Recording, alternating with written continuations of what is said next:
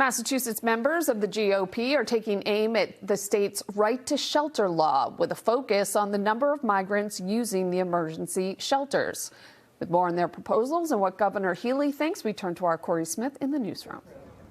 JC, Republican leaders say the changes they want to see would course correct the state shelter system and public safety concerns, plus mounting costs.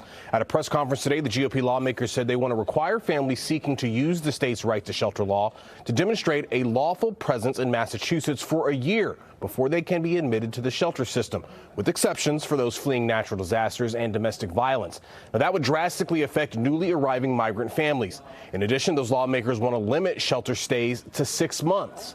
And they're also seeking monthly cost reports and briefings with administration officials, citing a lack of transparency. One day you find out something, another day you find out something else.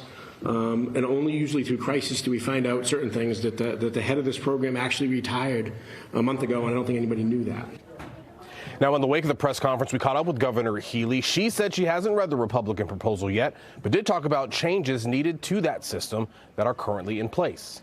There's a finite amount of money out there to support emergency shelter.